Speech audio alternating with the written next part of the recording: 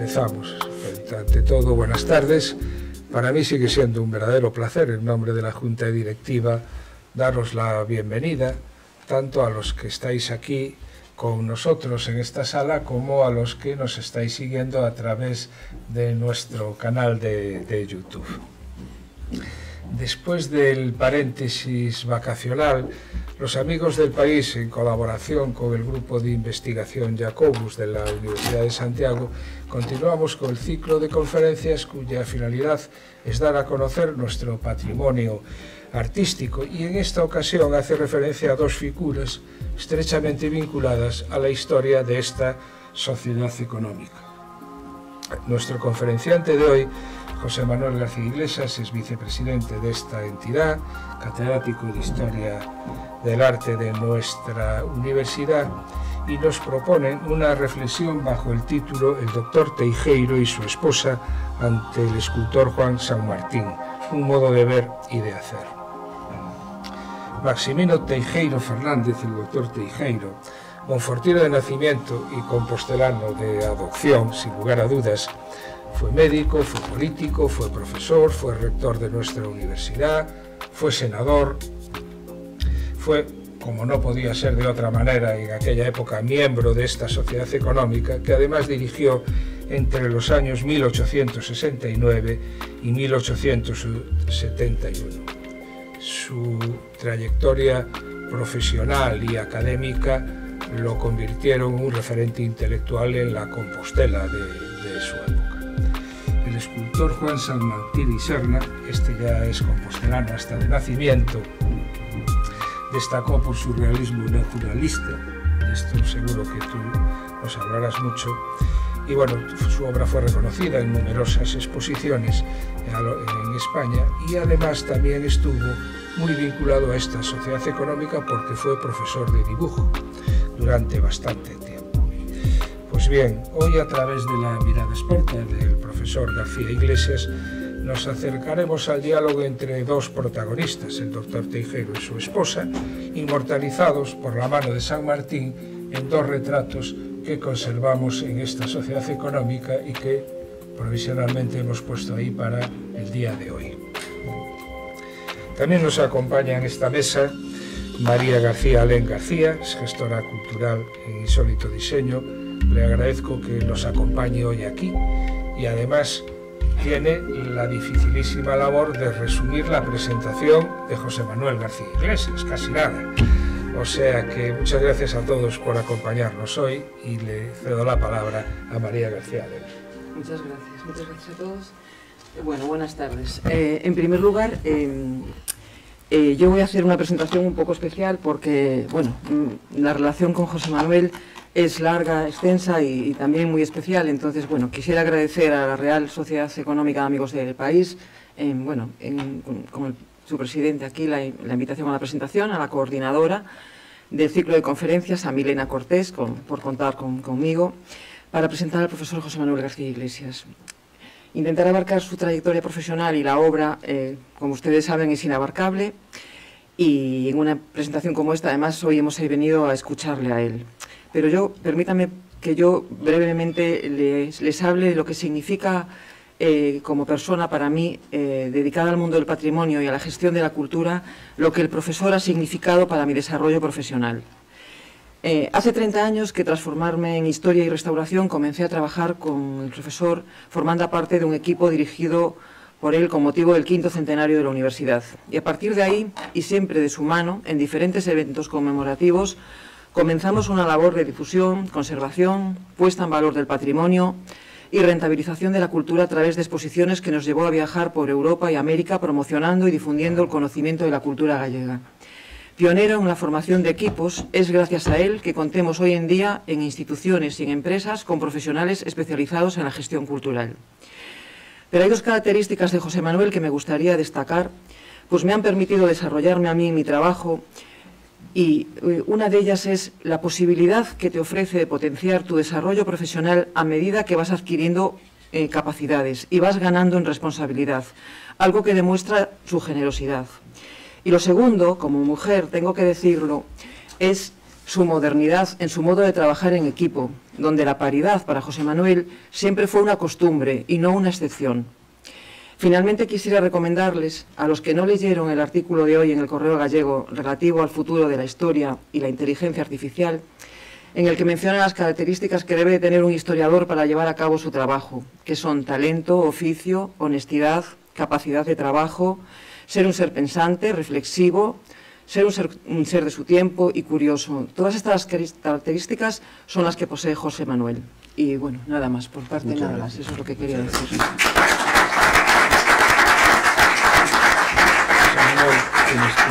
Pues yo tengo que empezar dando las gracias, en primer lugar, a la Sociedad Económica, a su presidente, a toda la Junta Directiva, también a Javier Braje, que siempre nos hace el trabajo mucho más fácil, haciendo de todo. Es decir, gracias a él, entre otras cosas, están colgadas esas 3 obras ahí, porque se ocupa de todos y cada uno de los detalles, de localizar documentación, de aportarnos datos que le pedimos en cada momento. Así pues, gracias a la sociedad en todos y cada uno de sus miembros, gracias al Grupo Jacobus, hoy representado por Milena Cortés, que es la coordinadora de todos estos eventos que hacemos en torno a lo que es el patrimonio artístico de esta sociedad. Gracias, por supuesto, a María García Lén. Ella personifica, y muy bien, de una forma ejemplar, lo que ha sido trabajar en equipo durante tantos años, a veces en compañía de otras personas, por el mundo adelante, como ya bien decía. Estuvimos haciendo exposiciones en Argentina, en Francia, en Alemania, en mil lugares, y ella con Ramón, que anda por allá atrás, pues siempre estuvieron a mi lado y al lado de, pues intentando expandir los valores del mundo xacobeo y de la cultura gallega. O sea que muchísimas gracias por estos 30 años que llevamos trabajando juntos, y ojalá que vengan muchos más, ¿no? Y gracias a todos ustedes por estar hoy aquí con nosotros, ¿no? Para hablar de este tema, el doctor Teijeiro y su esposa ante el escultor Juan Samartín, un modo de ver y de hacer. Este es el tema que en principio me planteé. María Reales está en una de estas obras, pertenece a la Real Sociedad Económica de Amigos del País. Se presentó en una exposición del año 1875, y son obras, después veremos, del año 1869, es decir, de 6 años antes de que fueran presentadas al público, ¿no? Para nosotros los compostelanos, el doctor Teijeiro es una calle, ¿no?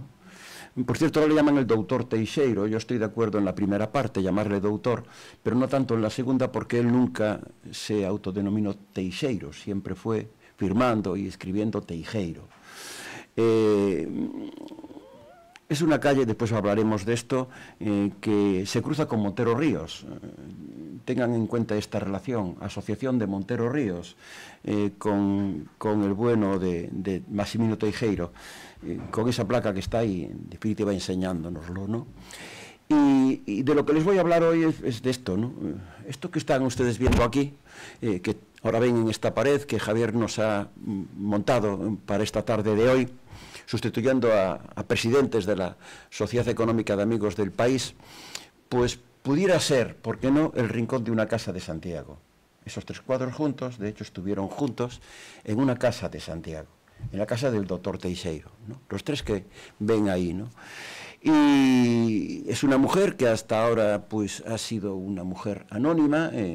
El bueno de Diego Rodríguez Paz no ha tenido la suerte que he tenido yo de intentar saber quién era esa señora que está ahí, porque no le facilitaron o no encontró la documentación que a mí Javier me facilitó, y entonces fui capaz de saber quién era. Somos todos capaces de saber quién es esa señora. Pero, insisto, la primera idea que me gustaría plantearles es que estamos ante un rincón de una casa cualquiera de Compostela, que permanece así en este ámbito familiar o en otro ámbito familiar cualquiera hasta 1943. ¿De acuerdo? Hasta 1943. Lo que vamos a plantearnos tiene estos 4 apartados. Vamos a decir unas breves apuntes sobre el artista, sobre Juan Samartín. Vamos a hablar de los 2 retratados y cómo están retratados. Vamos a hablar de un recuerdo y un legado en torno a lo que tenemos ante nosotros, y vamos a identificar a ese personaje femenino pintado por Dionisio Fierros. El artista es este, de él ya he hablado desde otra perspectiva en unas jornadas anteriores, hablando de este cuadro, que pertenece a la Sociedad Económica, un hombre del año 1830, que se muere prácticamente con el siglo XIX, y que era un hombre pues, que tenía ese torso, ese rostro, quiero decir, un tanto malhumorado, que debía de ser un poco su estado natural, ¿no? Pintado por un artista madrileño en el año 1886, y que está en un cuadro, que esta es una de las características que tiene la Sociedad Económica que a mí siempre me ha llamado la atención, y es que la galería de retratos de presidentes, nada más y nada menos, tiene un tamaño menor que muchas gentes que trabajaron para la sociedad, como es el caso del arquitecto Pereiro, como es el caso del bueno de San Martín, que tiene unas medidas, como ven ustedes ahí, notables, 121 por 163 en este cuadro. Muy brevemente decir que tiene una formación madrileña, 1854, cuando tiene 24 años, es decir, el tiempo anterior era de una familia humilde, pasa por talleres de oficio aquí en Compostela y en Ferrol.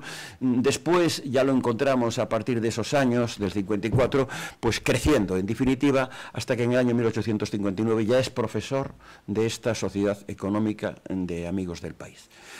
Después volveremos a hablar de esto, pero ser profesor de esta sociedad económica en aquellos tiempos era tan importante como ser profesor de la universidad. Era muy importante, y materias como las que aquí se impartían, muchas de ellas no se impartían en la universidad, ¿de acuerdo? Estuvo pensionado en París en 1867. ¿Por qué doy estos datos? Porque este es el San Martín anterior a la obra que vamos a estudiar. Es decir, es un hombre que ya se ha formado en Madrid, es un hombre que ha pasado por París, y después de esto, ya después de haber hecho esta obra, estas dos obras que vemos aquí, lo encontramos ya creciendo, también profesionalmente, participa en actividades en Madrid, va a Roma, tiene estancias en Roma, y ya lo que pongo en la última parte de esta pantalla es que a partir de la década de los 60 volvemos a estar en la época de estos dos bajorrelieves. Él es escultor anatómico de la Facultad de Medicina, otro puesto también muy importante por el que pasaron figuras ilustres como el propio Francisco Soleil años más tarde, ¿no? Década de los 60 lo encontramos ahí. Profesor interino de modelado y vaciado en artes y oficios. Aquí nunca creció demasiado, porque al final el importante, pasado el tiempo, no fue él, sino fue Núñez, un escultor que tuvo más prestancia, más importancia que él, digamos que al frente de esta docencia. Y ya lo encontramos con un boceto de una lápida que por ahora no la hemos localizado, alegórica a la Sociedad Económica, en el año 1826. Después de una vida tan brillante, con tantos éxitos, el hombre se muere en el Hospital de Santiago, es decir, en el actual Hostal de los Reyes Católicos, en la más profunda de las miserias, con un entierro de los realmente paupérrimos. Es decir, acabó muy mal, digamos, que su vida. Es muy importante el tema de los años en que se hace cada obra, porque este paso, que es el mejor paso sin duda, uno de los 2-3 mejores pasos que tiene la Semana Santa compostelana, se debe a él, y tiene el tamaño que tiene que tener para poder pasar por las puertas de la catedral. Como hay ese privilegio de pasar con las procesiones por las puertas de la catedral, exige tener unas medidas máximas. Y este se acomoda a esas medidas, y el boceto es del 63, después está por el medio la pensión en Italia en el año 65, y se termina en el año en el que se hacen estas dos imágenes que tenemos aquí, que es en el año 69. Y siendo, fíjense cómo pasan los años y cómo quedan las obras, en la Exposición Nacional del 1887, pasan años entre una cosa y la otra, tercera medalla en la Exposición Nacional. Pero vayamos a estas dos obras que son conocidas a nivel público, no privado, porque están en la casa, insisto, de Maximino Teijeiro, en el año 75, en una exposición que se hace en Santiago en el año 75. Después explicaré por qué. Esto en la mano de San Martín tiene antes y después, paralelismos a tener en cuenta, digamos que similitudes a tener en cuenta en obra propia y en obra ajena. Esta obra que se presenta hoy por primera vez, digamos que al público, en una conferencia, que está en un anticuario de Pontevedra, es la primera imagen que San Martín realiza de Eugenio Montero Ríos. Y la tuvo que repetir. Lo que se conoce es la segunda imagen de Montero Ríos. ¿Por qué? Por algo en lo que San Martín, me consta, tenía una cierta dificultad, que es en lo de escribir. No escribía demasiado bien. Y entonces pone Eugenio con J, con lo cual el mármol de Carrara en el que había trabajado para hacer este medallón, pues no le valió para presentar al público y se quedó en el ámbito de lo privado. Y hoy está en un anticuario después de haber estado en manos de unos abogados hasta hace poco tiempo. La obra está firmada, y fíjense con esa mirada que está ligeramente alzada en esta representación de Montero Ríos. Esta es la parte de abajo en donde se ve que la tiene firmada. Juan Samartín pone Roma, se hace en Roma, y pone el año, 1870. La segunda es esta que estamos viendo aquí en esta reproducción, y la mirada baja no es exactamente igual que la otra. Hay una variable, y aquí sí que ya pone, después de la falta que había cometido, pone el nombre como debe de ser, y en lo demás, digamos que el mármol de Carrara mantiene exactamente la misma forma. Esto nos ayuda a explicar otras imágenes de este tiempo, como es, aquí tienen las dos, como es la que hace dentro de la misma serie para Romero Ortiz, en donde se pone la fecha, en 1876, y fíjense cómo la imagen de Romero Ortiz mira hacia arriba, es decir, es contemporánea de la primera imagen de Eugenio Montero Ríos. Después, hechas las imágenes, cambia de actitud, cambia el tipo de imagen y la hace con una mirada mucho más frontal. Pero se mueve en ese mundo del perfil, que es un mundo que tiene mucho que ver con el mundo de la numismática y con el mundo de la medallística. Son dos, y también en el mundo del grabado. En las galerías de hombres ilustres es bastante común el representar a las figuras como las estamos viendo aquí. Dentro de la obra de San Martín, en el 83 lo encontramos haciendo la imagen de Felipe de Castro, por cierto, patrocinada por ese Romero Ortiz al que antes hablaba y que era un personaje dentro del mundo de la masonería, como también la del almirante Méndez Núñez, en 1885, una imagen que tuvo mucho debate en Santiago sobre dónde colocarla y terminó donde hoy la tenemos.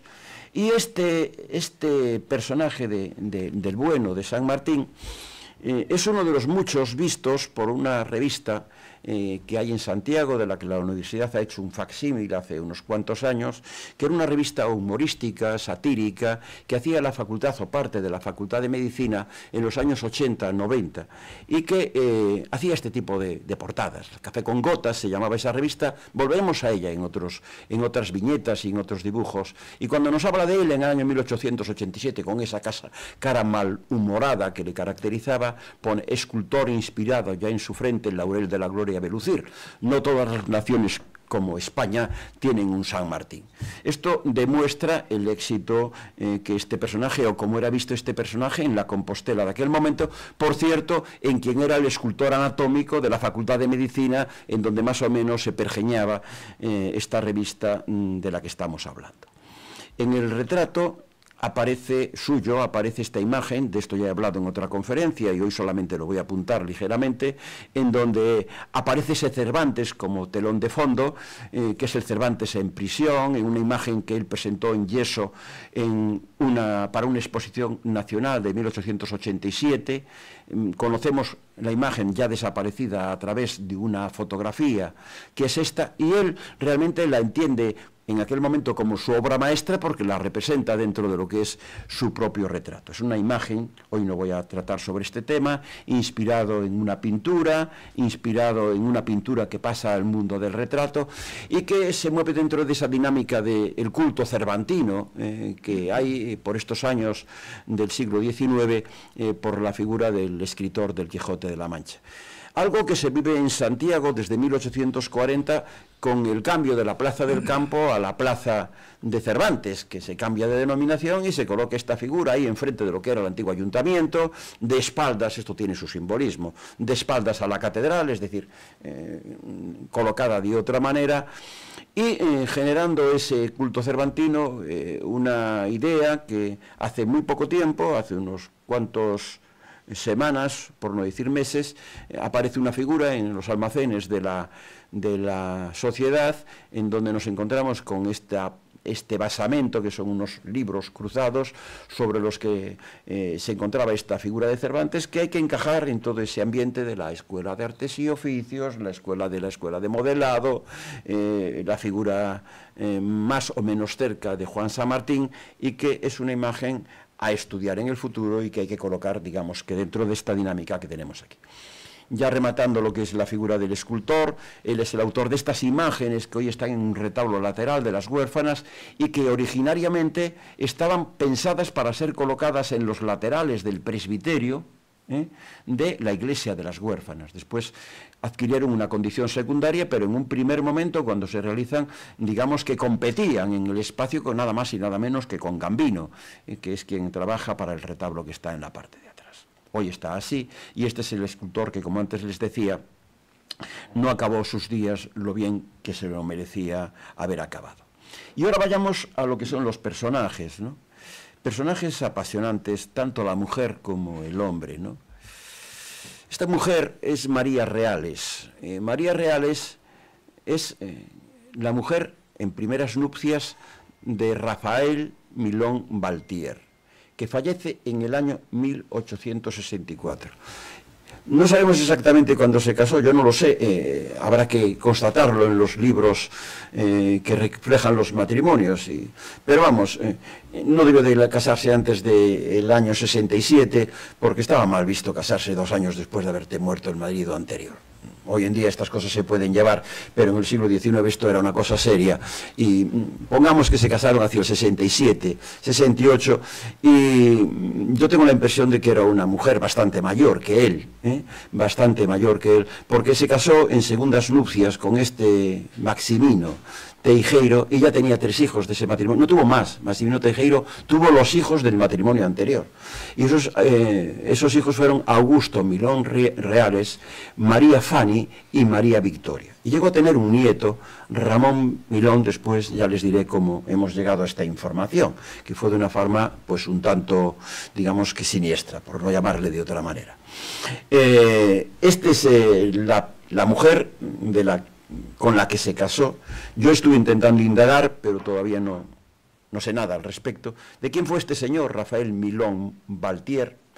Tengo mucha curiosidad por saber quién si era más o menos cercano, cómo pensaba, cómo respiraba, quién era su mujer. Sabemos quién era, pero cómo llegó a casarse con un hombre de 40 años, ella que casi debía de tener 50, y tenía 3 hijos. Hombre, siempre hubo enamoramientos, pero este suena así un poco extraño.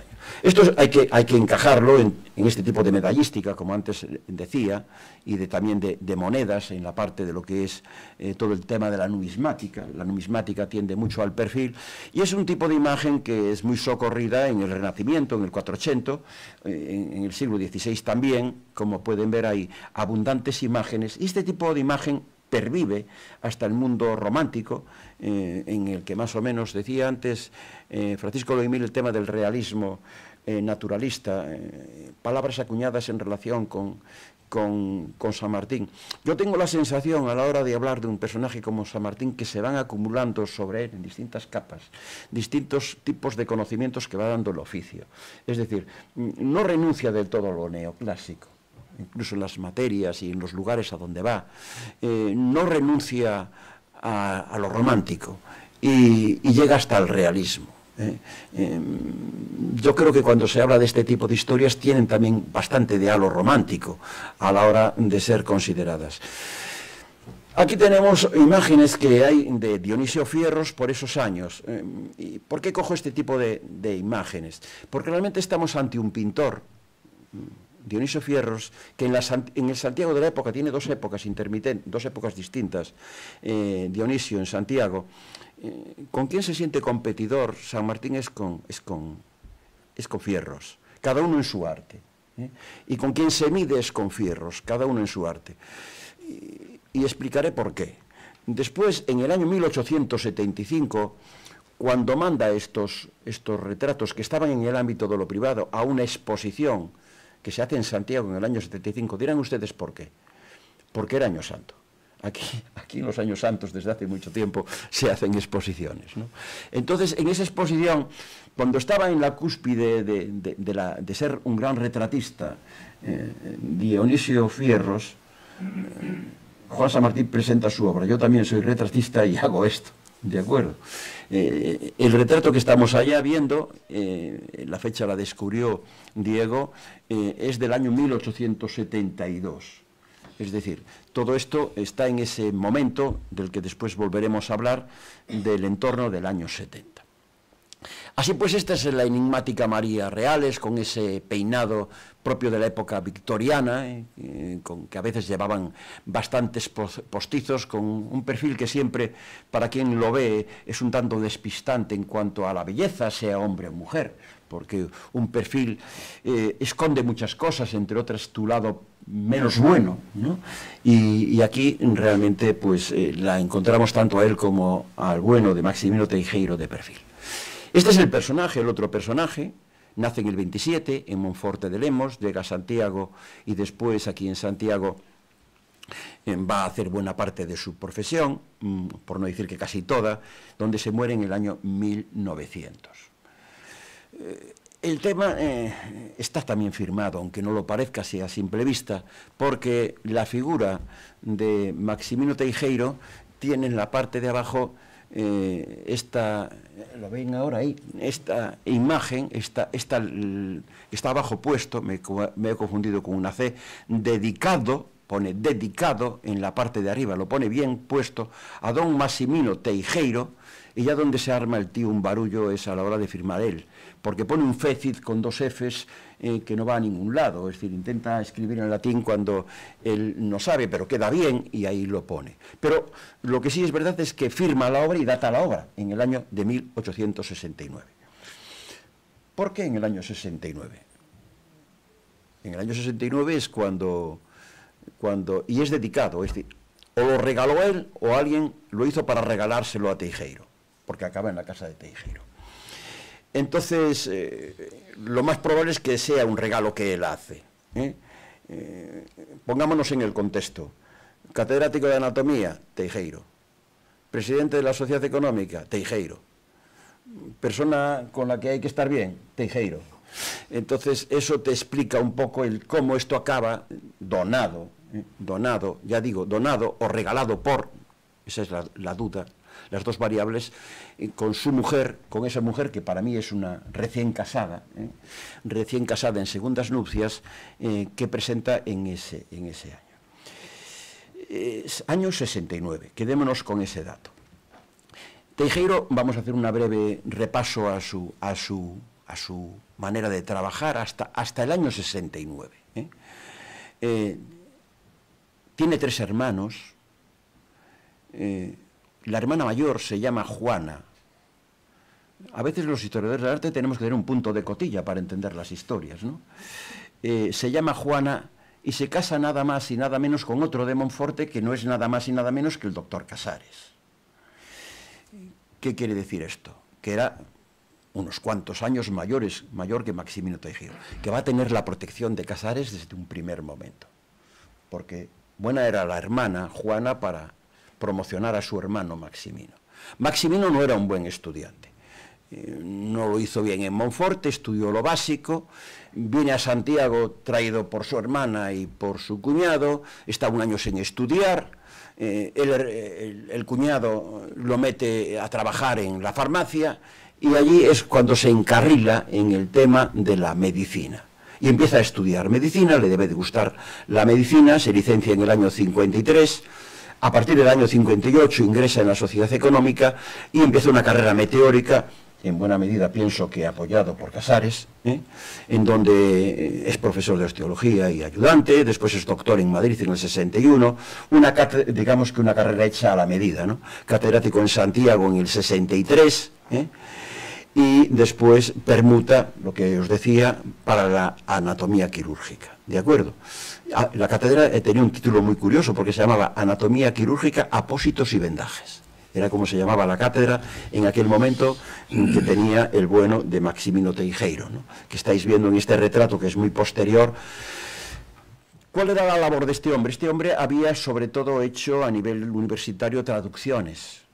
Conocía bastante, sobre todo del mundo francés, había traducido un par de libros que fueron importantes, una guía con José Montero Ríos, el hermano que era catedrático de medicina de Eugenio Montero Ríos, y con Casas Bautista, y después, ya en años posteriores a la de estos dos bajorrelieves, hizo bastantes estudios sobre la fiebre tifoidea, sobre la sífilis, sobre el cólera, y hay algo muy importante también, que estos datos ayudan a entender al personaje, que en el año 1886 va a París a estudiar con Pasteur el tema de la rabia, y todo esto se debe a que lo protegen dos personas, por una parte Casares en Santiago y por otra parte Montero Ríos en Madrid. Él pertenecía, hablaremos de esto ahora, al sector monterista. Este es el personaje que a él lo apoyó, Casares.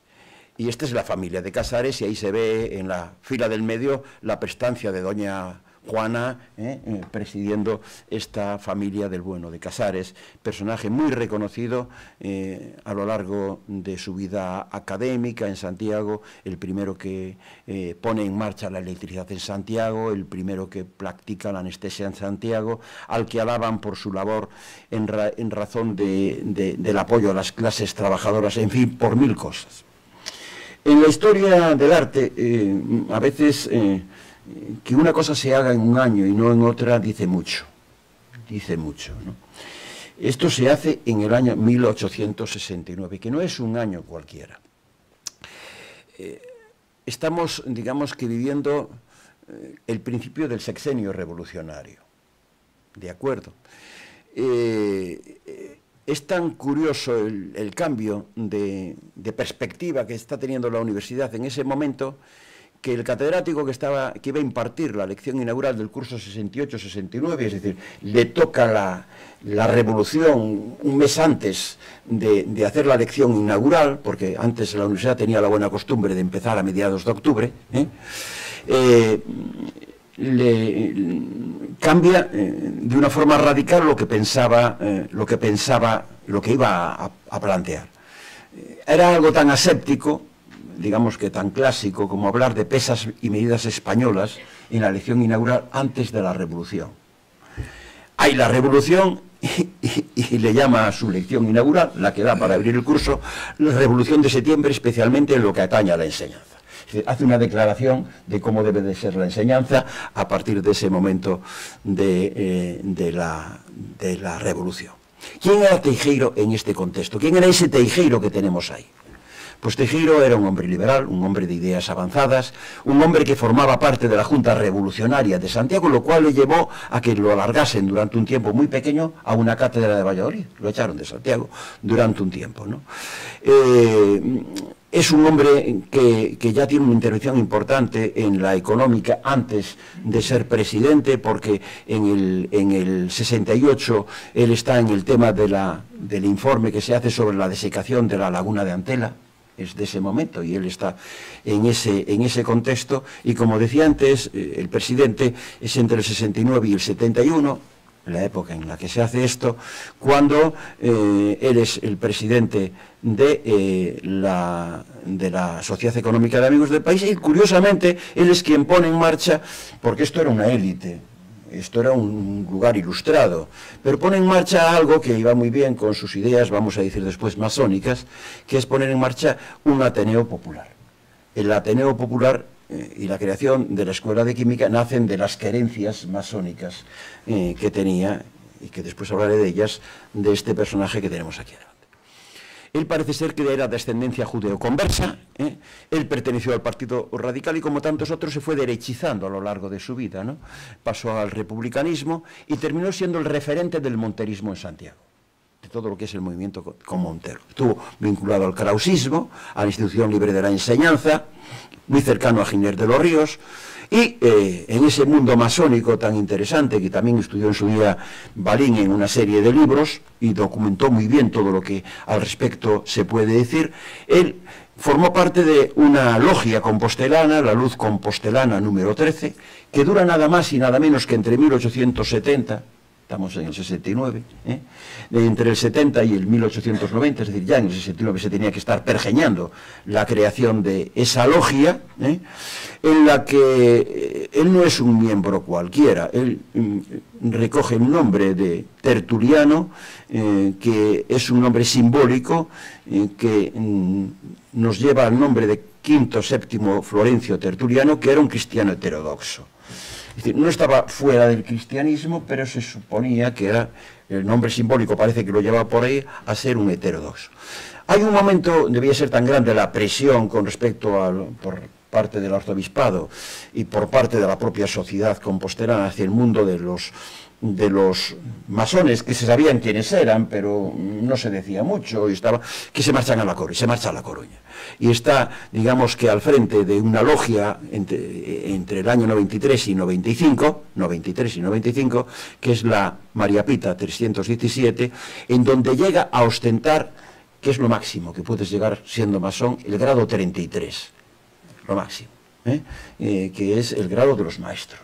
Entonces, es un hombre que tiene una larga carrera masónica y en todo ese mundo que tiene a Montero Ríos muy cerca, porque es quien lo apoya realmente, él va a ser senador por la Universidad de Santiago.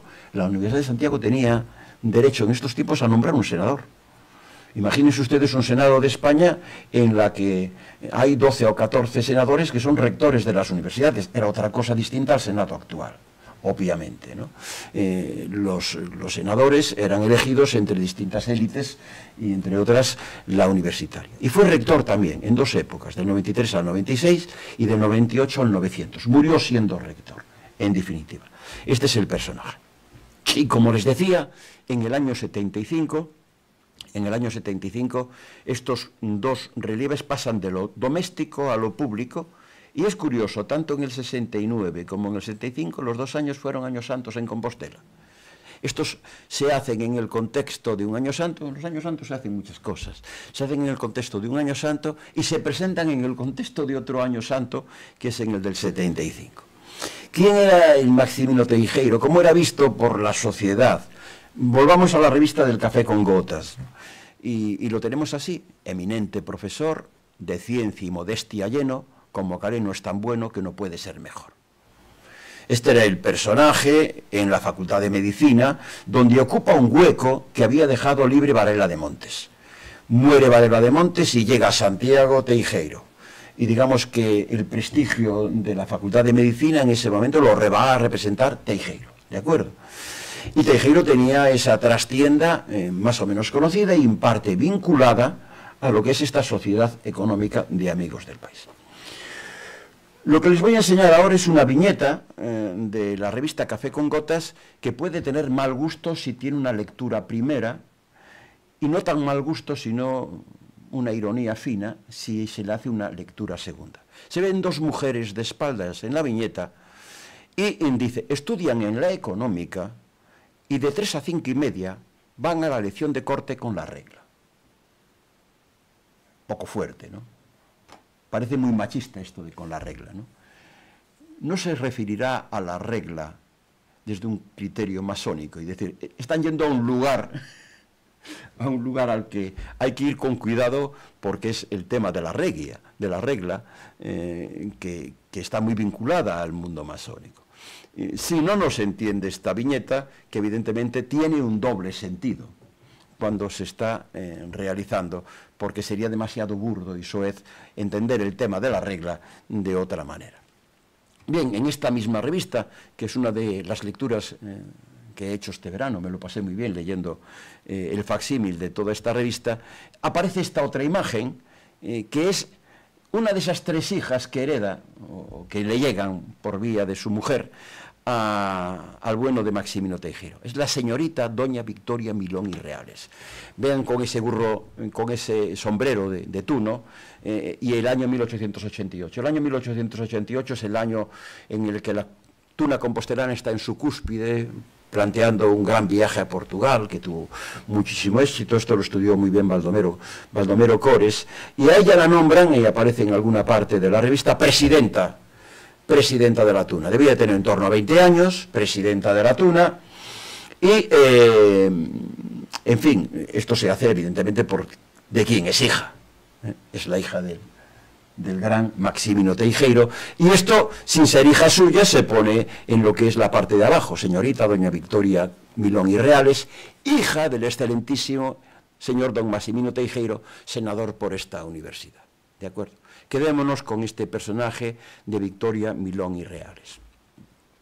El otro personaje que también aparece por doquier, y que es de quien está al lado este hombre desde esos años finales de los 60, principios de los 70, viendo medrar y medrando él al mismo tiempo que Montero Ríos, es Montero Ríos.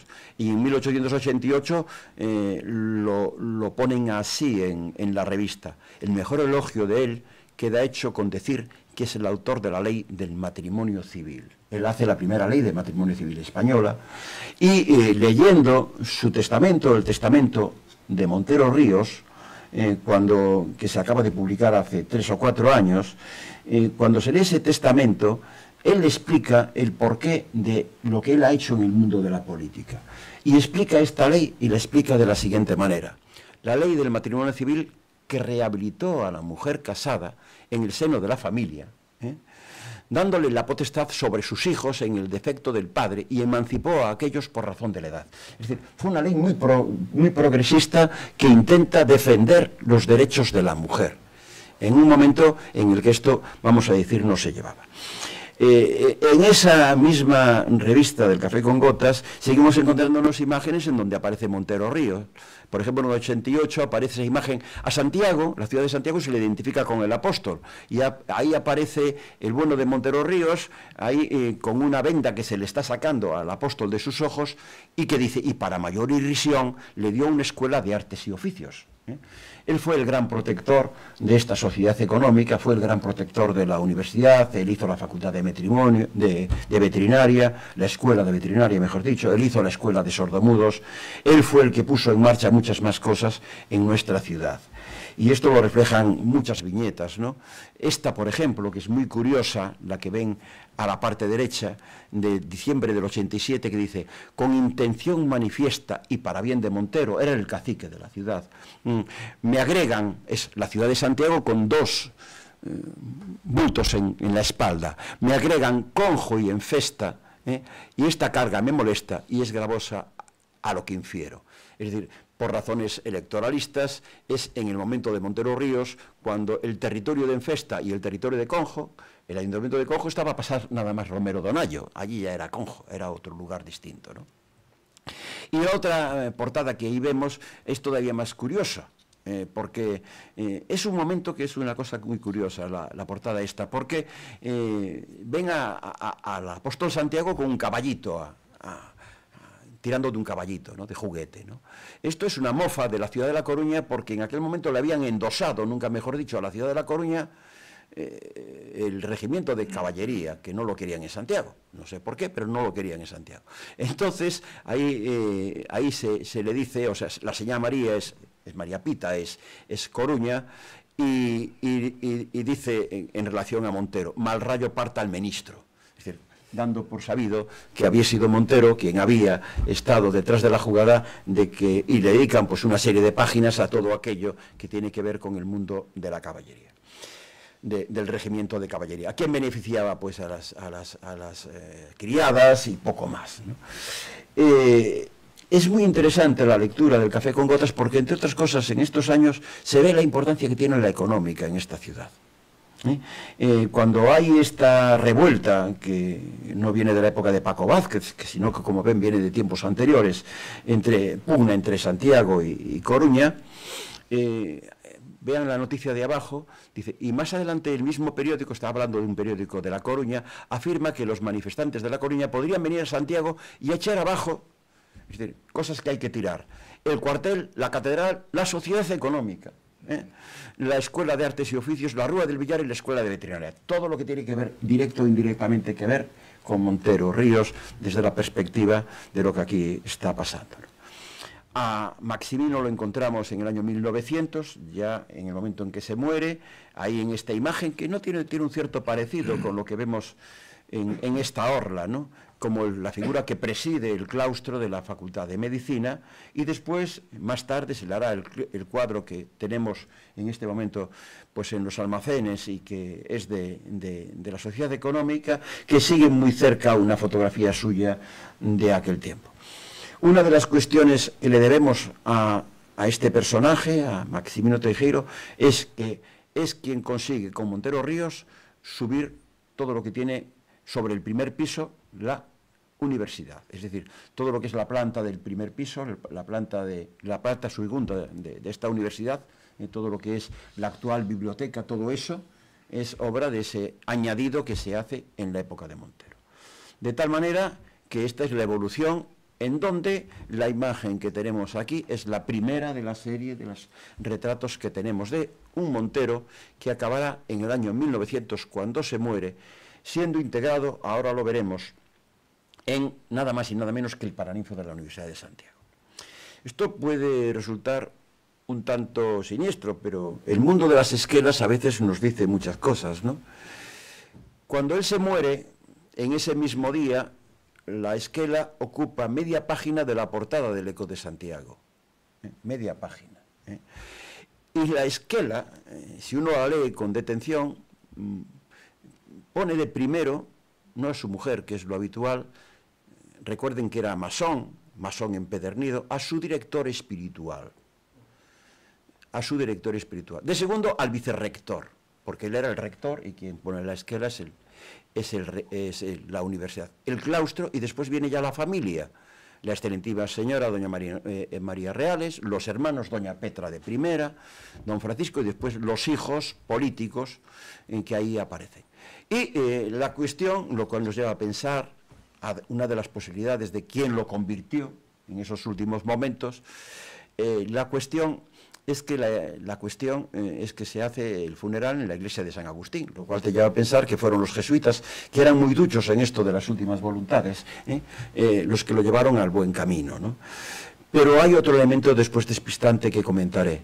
Y después tiene como una postdata la esquela, lo cual es también sumamente curioso, porque ahí se dicen dos cosas. Una de ellas es que el cardenal, nada más y nada menos que el cardenal, da unas indulgencias a aquellos que recen por el quien había sido tan malo y ahora se había muerto como cristiano, que era Maximino Teijeiro. Es muy curiosa la esquela. Entonces, fueron los jesuitas o un jesuita ese director espiritual que encabeza la esquela. Esta es la esquela de la que estamos hablando. Y hay una nota en otro periódico compostelano, El Correo, en donde nos habla de Maximino Teijeiro y nos cuenta en la segunda parte de ese relato que él fue enterrado, y ahí es donde ya viene parte del despiste, fue enterrado con el hábito de los franciscanos. Entonces fue un franciscano, juega las dos barajas, y dice también ahí que, bueno, murió en olor de multitudes y muy bien querido, tanto es así que al año siguiente le ponen en la calle, que hasta se suspendieron los exámenes por su muerte, ¿no? Voy a otra imagen del Café con Gotas que se refiere al entierro de Casares, ¿no? Casares también se enterró con el hábito franciscano. Entonces, el hábito franciscano es un signo que era muy común, fue muy común en el mundo moderno enterrarse. Era uno de los negocios que tenían los franciscanos, era vender hábitos. Entonces, ¿a dónde nos lleva el hábito franciscano? Hablar de la fraternidad, dentro de la pertenencia a la familia franciscana, de la igualdad fraterna, que son, por otra parte, al espíritu del amor, de la comprensión, que son, por otra parte, valores muy vinculados a la masonería. A la masonería, es curioso. Entonces, esta imagen la vemos así de Casares, Y así debió de ser también la imagen de Maximino Teijeiro cuando se murió. Y como digo, muy pronto aparece, ya en esta tercera parte de la charla, en el año 1901 le ponen una calle en Santiago. Es bastante curioso, las tres calles que parten de Montero Ríos, la principal, la paralela a la Senra, son Montero Ríos, son, quiero decir, Doctor Teixeiro, General Pardiñas, todo un mito a nivel militar, también compostelano de origen, y la siguiente, Alfredo Brañas, que es un personaje que nada tiene que ver con el monterismo, pero es la otra cara, que también era de la sociedad económica, la otra cara del regionalismo, vamos a decirlo así, en otra esfera jugaba, ¿no? También le ponen entonces, como recuerdo, una placa en Monforte de Lemos, en su casa natal, y también le ponen, como antes señalaba, un medallón de los que tiene el Paraninfo de Compostela. De esto traté, y no voy a aburrirles con esta historia, en el libro Minerva, la diosa de Compostela, ¿no? Y ahí cuento como Augusto Mirón Reales, su hijo, hijastro, que fue secretario general, fíjense ustedes lo que mandaba un rector entonces. El bueno de Augusto Mirón Reales era el hijastro de Maximino. Maximino era el hermano de la mujer de Antonio Casares. Antonio Casares lo nombra a él, a Augusto Mirón Reales, siendo estudiante de medicina, secretario general de la universidad. Y con periodos intermitentes muy leves, fue secretario general desde estudiante de medicina hasta su jubilación. Estudió 2 carreras, la de medicina le llevó un montón de tiempo y naturalmente en esa ola de ser secretario general también llevó al tiempo la de Derecho, hizo la carrera de Derecho también. Entonces es todo un personaje, el secretario general pesa mucho y pesaba mucho en la universidad. Piensen que por estos tiempos todo el sistema de la enseñanza media de Galicia, todas las cátedras de los institutos de Galicia, todo ese mundo que era muy importante, pues todo eso dependía del rector y del secretario general. No era poca cosa, ¿no? Entonces, aquí encontramos a Mirón Reales, que es el personaje que está en la tercera fila de pie, el único que está sin cubrir, al igual que Casares, los dos. Él es el secretario general y aparece ahí. Si masón era Teijeiro, tan masón o más masón que Teijeiro era su hijo, Augusto Mirón Reales, con lo cual también hay que pensar de qué iba la madre, ¿no? Porque había mujeres también que eran practicantes de la masonería. Él estuvo en distintas, debía de ser personaje inquieto, porque estuvo hasta en 5 logias diferentes, y en alguna estuvo pues con su padrastro, ¿no? Entonces, desde mi perspectiva, este es el personaje que quizás con el propio Teijeiro fragua ese mensaje y ese contexto de logia masónica que tiene el Paraninfo de la Universidad Compostelana.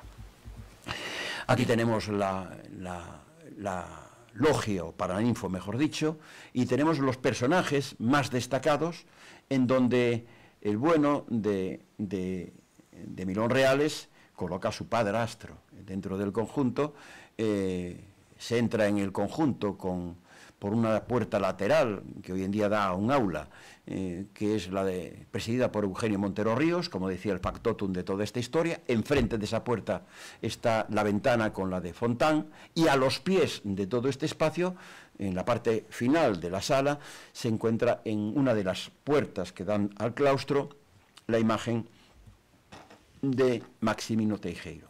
Maximino Teijeiro en el año 1906 formaba parte de lo que es la gloria, vamos a llamarla así, de los personajes más reconocidos, de las 9 figuras de referencia de la Universidad de Santiago, naturalmente desde el criterio de su hijastro, pero con un cierto merecimiento para la cuestión. Nos queda la última parte, y es ver, y son 5 minutos, ver cómo esto llega, estaba en el ámbito doméstico, insisto, cómo esto llega a la sociedad económica. Y llega en el año 1943, llega en el año 1943, porque se lo cede a la sociedad económica, se lo cede, la señorita sigue siendo señorita, Victoria Milón Reales, que había sido aquella chiquilla de los años 80 y que ahora pues debe ser una mujer de 70 y tantos años, que se muere señorita, sin descendencia, y lo mejor que puede hacer pues con sus papás y con ese otro cuadro es dejarlo en algún lugar donde se respete. Y lo hacen aquí porque, como dice parte de ese texto, dice: recibo, es el presidente, las obras por disposición de la señorita Victoria Milón Reales, nos ha entregado como donativo para el museo de esta sociedad. En aquel momento se estaba, año 43, pensando por parte de esta sociedad, no se había dejado muerta aquella idea de hacer un museo en el año 43. Esta es la primera parte de la cuestión. Llegan en el año 43, según dice este documento. Pero hay otro documento en donde, bueno, aquí dice, aquí es donde se fija el año, julio de 1943, y hay otro documento que es interesantísimo, que es este otro, en donde se habla, dice el documento, que han sido entregadas a esta Real Sociedad Económica las siguientes obras artísticas. Un cuadro del pintor Fierros con el retrato de la excelentísima señora María Reales. La obra que estaba sin saber quién era.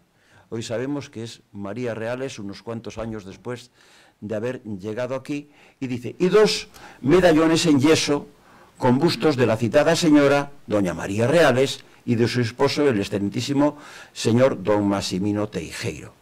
Y para que conste a los efectos oportunos, el director, firma como director. Así pues, queda despejada una incógnita que teníamos ahí. ¿Quién era esa señora que pintó en el año 72? El dato de la fecha, insisto, lo consiguió Diego, leyendo algo que queda por ahí restante. ¿Y quién era esta señora? Yo cuando la vi supe quién era y de dónde venía, por, como decimos aquí en Galicia, de dónde viene, ¿no? Está hasta qué punto. Entonces le ves ahí un medallón y dices tú, bueno, pues este medallón, llamándose María, será una imagen de la Virgen, ¿no? Entonces te empiezas a fijar en el medallón, ¿no? Y entonces, a la hora de identificar el medallón, aquí la tenéis, 1872, María Reales de Teijeiro, que es como debería de llamarse, María Reales de Teijeiro. Aparece, esta es la imagen, hay que decir que Dionisio Fierros realiza 2 estancias en Galicia, una del 55 al 58 y otra del 72, esto es del 72, al 77. Es aquí donde, entre comillas, nacen las rencillas entre San Martín y Fierros, y donde dice Fierros en esa exposición, aquí estoy yo, con estos 2 medallones, ante lo que hace Fierros, que es lo otro. Evidentemente no hace falta saber mucho de arte para saber que esto es mucho mejor que aquello que es mucho más de oficio, que lo que son estos 2 medallones que hay aquí, ¿no?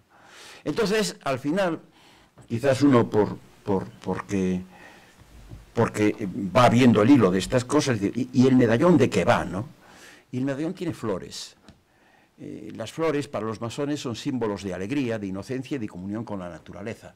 O sea, el tema de la flor no es un tema anodino ni ambiguo, es un tema que si imaginémonos que este es un regalo de Teijeiro a su mujer, o una obra que le gusta a su mujer, ¿cómo se entiende ese motivo floral dentro de un medallón en este tiempo? Puede ser pura casualidad, puede serlo, pero lo cierto es que está ahí. Lo que he pretendido explicarles, y con esto ya acabo, es que este rincón compostelano del año 1869 al 72, pues por un día lo hemos recuperado aquí en la Sociedad Económica, y para dar un cierto honor más a Teijeiro, a María Reales, que hoy en día es más conocida a través de este otro cuadro que está ahí. Nada más, muchas gracias. Muchas gracias. Muchas gracias. Vale. ¿Alguna cuestión quieren plantear o preguntar? Pues nada, esto que parece tan sencillo a mí me ha llevado el verano. O sea que... así de claro, porque empiezas a estudiar un tema y no sabes hasta dónde llega. Bueno, pues nada, muchísimas gracias y hasta todo día, ¿vale? Para cerrar, con tu permiso, gracias a todos por estar aquí, pero quería anunciaros los próximos eventos con acceso libre que vamos a tener. En la próxima conferencia de este ciclo la va a impartir el 8 de octubre Mónica Rey Cabezudo, que versará sobre María Cristina y Alfonso, el título, y Alfonso XIII, la madre regente y un niño llamado a ser rey, que lo tenéis a la vista. Estaba programado, y así figura en el programa de Magno, una mesa debate con la presidenta del patronato del Museo do Pobo Galego para uno de estos días. Lamentablemente, por causas ajenas a ella y a nuestra voluntad, es necesario aplazarlo. Por lo tanto, ese acto, ese debate que estaba previsto, anunciaremos la fecha tan pronto no sea posible. Y este día 24 de este mismo mes abordaremos dentro también de las mesas de debate un tema de enorme importancia y también yo creo que de actualidad. Él lleva por título el financiamiento autonómico, tiempo de espera ante una reforma necesaria. Lo va a impartir el catedrático de nuestra universidad, Santiago Lago Peñas, además director del Foro Económico de Galicia, y la profesora María Cadaval San Pedro. Nos parece que que coincide en el tiempo. Nosotros la programación la hacemos con 12 meses de antelación, pero vuelve a coincidir que es un tema que está a debate con la quita de la deuda autonómica. Sin lugar a dudas son dos personas con un enorme conocimiento de la materia y que nos pueden ilustrar, sobre todo a los que tengáis interés. Bueno, y sin más, agradecer que nos hayáis acompañado hoy aquí. Entre todos seguimos haciendo algo por la Sociedad Económica de Amigos del País. Muchas gracias. Vale, gracias. Muchas gracias. Muchas gracias, María. Muchas gracias. Para no tener que leer un currículum inmenso. No sé, bueno. Es mi relación con José Manuel.